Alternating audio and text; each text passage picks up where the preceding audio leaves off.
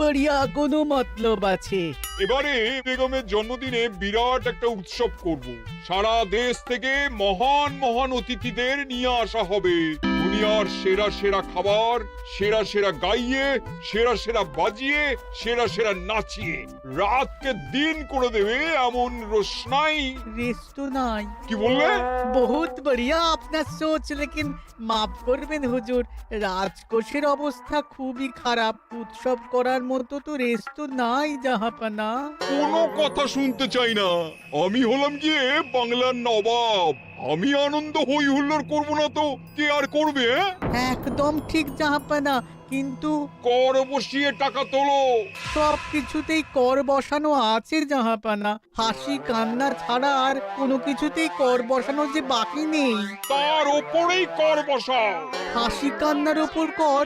না, শীতকাল আসছে, বসাও বসাও কর হাঁচির ওপর। হ্যাঁ, হাতির ওপর কর? বসাও।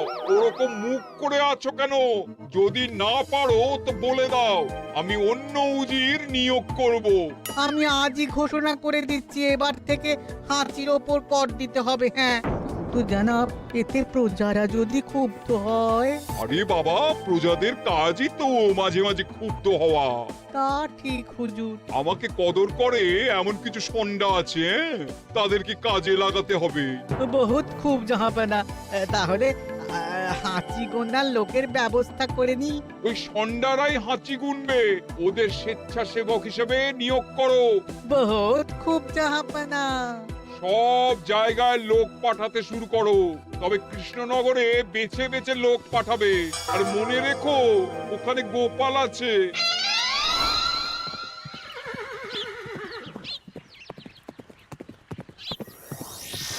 সব জায়গায় কর আদায়কারী পাঠিয়ে দেওয়া হয়েছে জাহাপানা। আপনার কথা মতো তাদের বলে দেওয়া হয়েছে যে আদায় হওয়া করের 10% তাদের বেতন হিসেবে দেওয়া হবে। সুতরাং কর আদায়ে কোনো ঢিলেমি হবে না। বহুত আচ্ছা, বহুত আচ্ছা।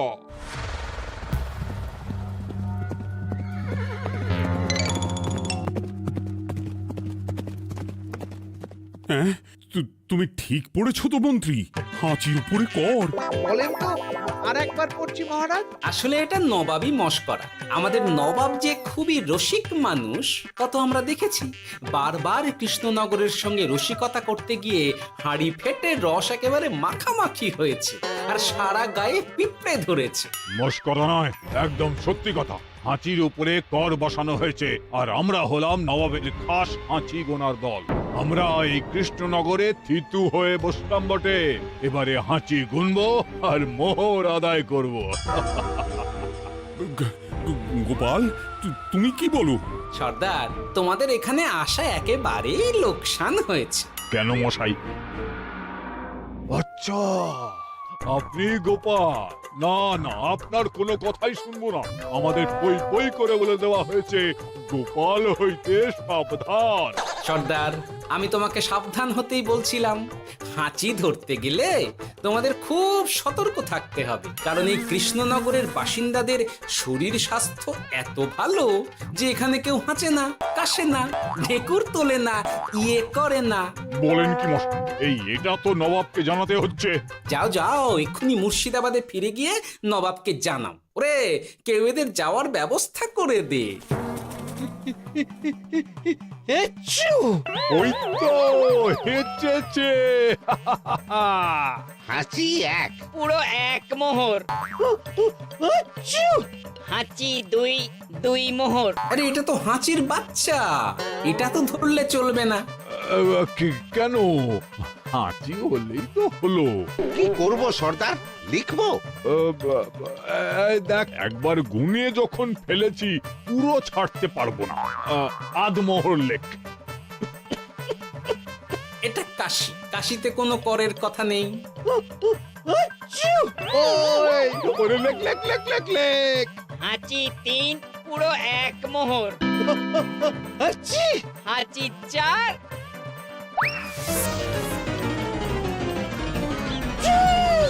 হাঁচি 5, লেখো। হাঁচি 6।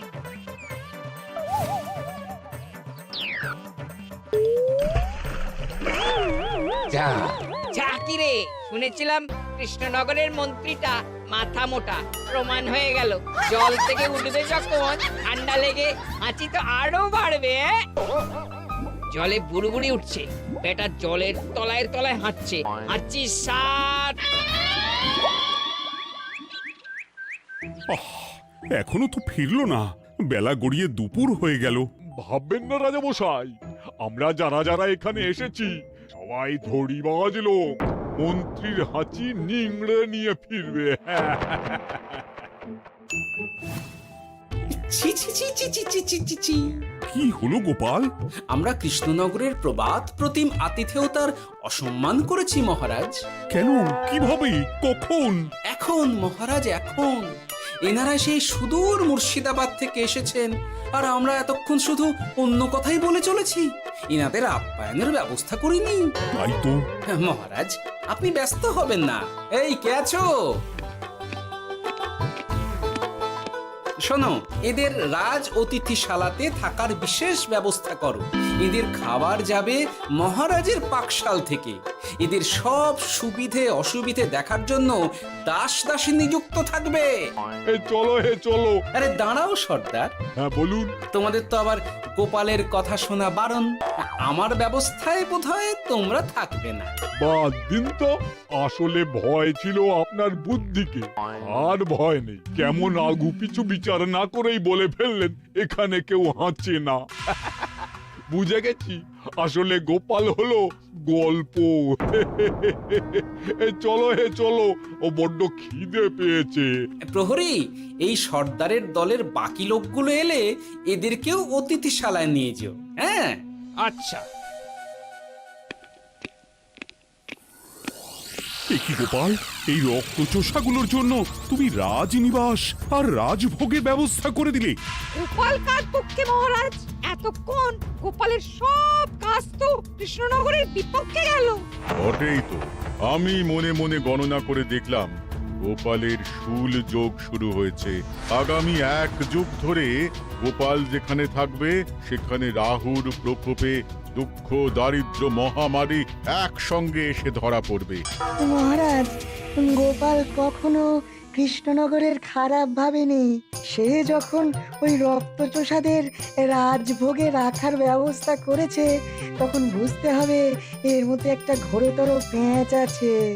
গোপালই তাহলে বলুক, কি পেঁচ? মহারাজ, মানুষ বিলাসের সুযোগ পেলে কাজ ভুলে বিলাসেই ডুবে থাকে। কত সম্রাট মহাসম্রাট বিলাসিতায় ডুবে কত সাম্রাজ্য মহাসাম্রাজ্য ভেঙে টুকরো করেছে। এরা তো নবাবের পাঠানো কিছু মূর্খ বালক মাত্র মহারাজ। এদের রাজভোগে ডুবিয়ে দিলে হাঁচির কথা কি এদের মনে থাকবে?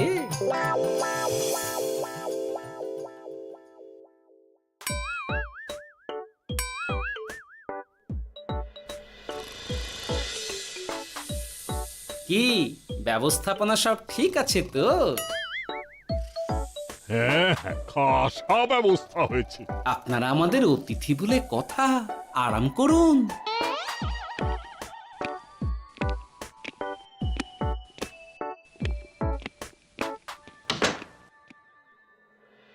বিজ্ঞানী, তোমার এই দুমুখ আয়না আবিষ্কার তোমার জীবনের সেরা কাজ।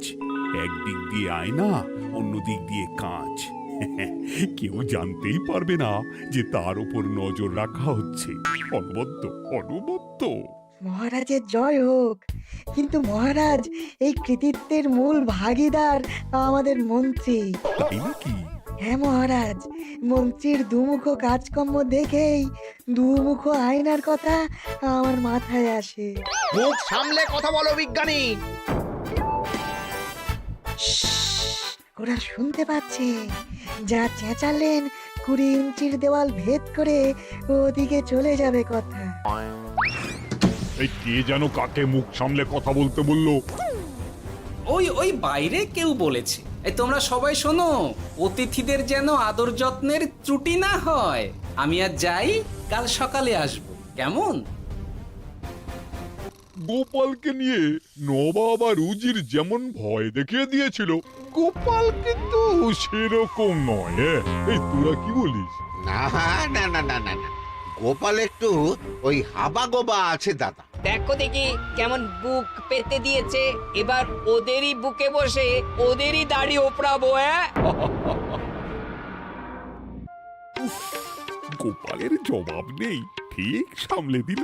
মহারাজ, এই প্যাঁচটা আমার মাথাতেই এসেছিল, কিন্তু ওই যে নাকে মাছি ঢুকে গিয়েই সব বরবাদ হয়ে গেল। মহারাজ, এই পরিকল্পনা যদি মন্ত্রীর মাথাতে আগে এসে থাকে তাহলে এদের মন্ত্রী আমার চেয়ে ভালো করে সামলাতে পারবেন মহারাজ। বটেই তো, এই দায়িত্ব আমি নিলাম মহারাজ।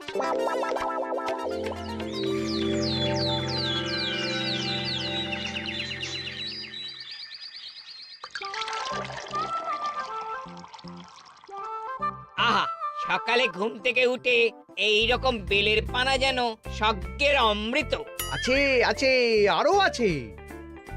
পানীয়, খাদ্য, আরাম, আয়েস, যত চাও তত পাবে। এ কি আপনি গোপাল কোথায়? মহারাজ বিবেচনা করে দেখেছেন যে মহামান্য অতিথিদের পরিচর্যার ভার গোপালের মতো একজন ভাঁড়ের পক্ষে বহন করা সম্ভব নয়, তাই এই দায়িত্ব আমাকে দেওয়া হয়েছে। কিন্তু কোনো কিন্তু নেই সর্দার, আমি যে খানা পিনা নাচা গানা আমোদ আহ্লাদের ব্যবস্থা করেছি দেখে তুমি চমকে যাবে। দেখা নয় বিজ্ঞানী, এবার শুধু কাজের সময়। কাল মন্ত্রীর উপর ওদের ভার ছেড়ে দিয়ে কৃষ্ণনগরের যে সর্বনাশটি করেছো, কোনো কাজ করে আর সেটিকে সামলানো যাবে না। হ্যাঁ, আহা, তোমার দেখছি মন্ত্রীর উপরে একটুও আস্থা নেই। ঠিক কি প্যাচ করছো বলো তো? প্যাচের কথা পরে হবে, তোমাকে যত তাড়াতাড়ি সম্ভব হাঁচির ওষুধ আবিষ্কার করতে হবে। হাঁচির ওষুধ? হ্যাঁ, হাঁচির ওষুধ। ওভাবে দেখছো কি বন্ধু, তোমাদের কাজের সব দায়িত্ব এখন আমার কাঁধে। তোমরা আমোদ করবে আর আমি কর আদায় করে তোমার হাতে এনে তুলে দেব। সর্দার, এর মধ্যে একটা চাল আছে মনে হচ্ছে। কি আর আমি বুঝিনি। এখন কি করবে? বিশ্বাস করে আদায় উসুলের ভার এর উপরে ছেড়ে দেবে? পাগল নাকি? মন্ত্রীমশাই, বলো বন্ধু। বলছিলাম আর দেরিতে কাজ কি?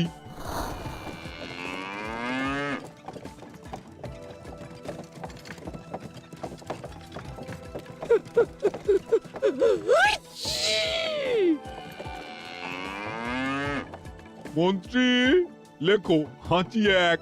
ওহে, তোমার নাম কি? মন্তেশ্বর হুজুরি আগে। লিখুন মন্ত্রীমশাই, নাম লিখুন। ওহে মন্তেশ্বর, হাঁচি কর, এক মোহর ছাড়ো দেখিনি। হাঁচি দুই। আরে যাও, দৌড়ে গিয়ে দু মোহর আদায় করে আনো। ওরে, তোরা সব কৃষ্ণনগরের কোণে কোণে ছড়িয়ে পড় দেখি, একটা হাঁচিও যেন বাদ না পড়ে। হ্যাঁ,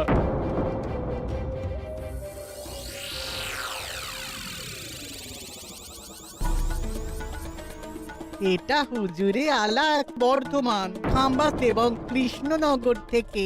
চমৎকার চমৎকার। তাহলে গোপাল কিছু করতে পারেনি, আমাদের যুব শক্তি কৃষ্ণনগরকে পুরো নিংড়ে নিয়ে আসছে। মহারাজ কৃষ্ণচন্দ্রের একটা আবেদন আছে জানাব। এই হাঁচি করের 30% যদি ওই রাজ্যকে দেওয়া যায় তাহলে আদায় উসুল আরো ভালো হবে। ওরা বলেছে যে আপনি যদি 30% দেন তাহলে কর আদায় একেবারে জান লড়িয়ে দেবে। মঞ্জুর মঞ্জুর। আর একটা আর্জি আছে হুজুর, কৃষ্ণচন্দ্র কদিন বাদে নবাবকে কৃষ্ণনগরে আমন্ত্রণ জানিয়েছে। কেন? কৃষ্ণনগরের নবাব এবং তার উন্নয়ন উপলক্ষে এক মহোৎসব হবে। সেই সঙ্গে শহরে থাকা ইংরেজদের কাছেও নবাবের সৈন্য বলের এবং নবাব ও কৃষ্ণনগরের মধ্যে পারস্পরিক ভ্রাতৃত্বের সম্পর্কের বার্তাও পৌঁছে দেয়া যাবে।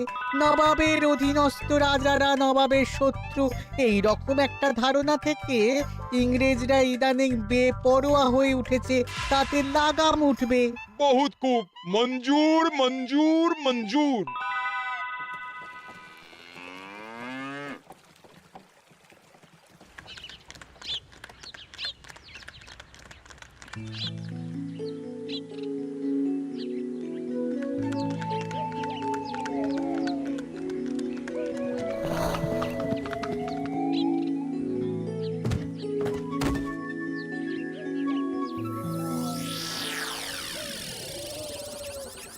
কি ব্যাপার গোপাল?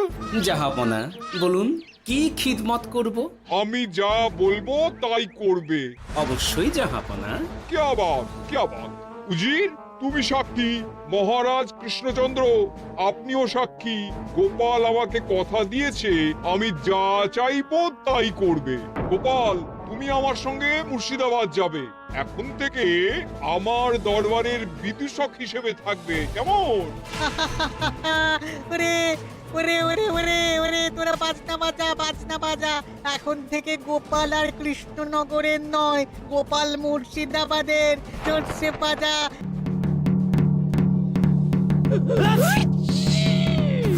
কি হলো? হুজুর, মনে হচ্ছে আপনার সৈন্যদল হাঁটছে। হ্যাঁ?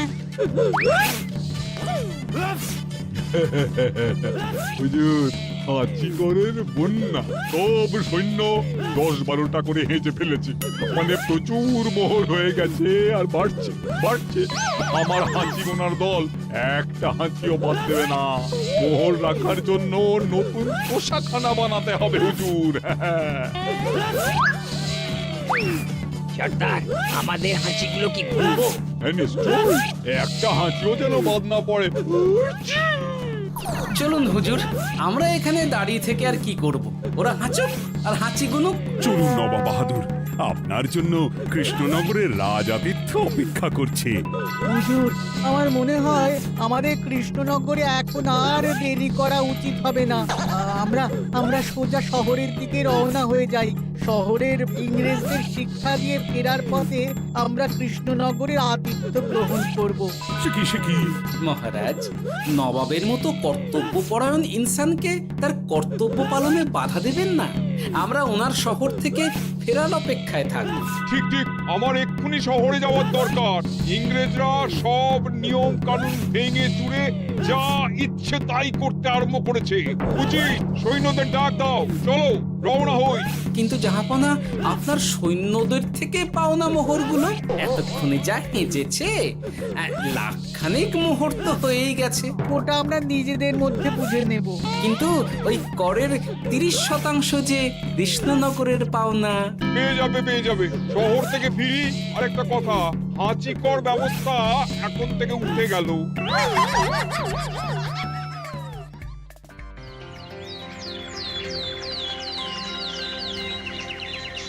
মহারাজ, কিভাবে গোপাল ভাঁড় মহাশয় নবাবের উন্মাদের মতো জারি করা ওই হাঁচিকর থেকে আমাদের সকলকে রক্ষা করেছেন তা আমরা সকলেই জানি।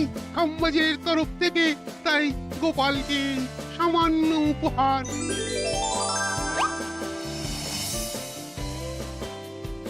ওহ গোপাল, সত্যি তোমার জবাব নেই। কিছুই হতো না যদি না বিজ্ঞানী ওই হাঁচি চূর্ণ আবিষ্কার করত। এই উপহারের অর্ধেক কিন্তু বিজ্ঞানী। সবই তো বুঝলাম, নবাবকে সৈন্য সহ নিমন্ত্রণ থেকে সৈন্যদলকে হাঁচি চূর্ণ মাখানো, চাঁদোয়ার তলায় ঢোকানো পর্যন্ত। কিন্তু চাঁদোয়া থেকে হাঁচি চূর্ণ ঝরে পড়লো কি করে, সেটাই তো বুঝলাম না। এটা তুমি বলো বিজ্ঞানী। শব্দে বাতাসে কম্পন তৈরি হয়। গোপালের হাততালিতে আমার ঘরের শাড়ি থেকে হাঁচির জন্য ঝরে পড়েছিল। এখানে চাঁদোয়া থেকে ঝরে পড়েছিল বাজনার শব্দে। কি ব্যাপার বিজ্ঞানী, তুমি এখন ছেলে খেলা করছো? হাঁচির ওষুধ হয়ে গেছে। মূল উপাদান তামাক, গোলমরিচ আর আলকুশির গুঁড়ো। কাজ হবে? হাততালি দাও। কাজ হলো। ব্যাপারটা কি হলো?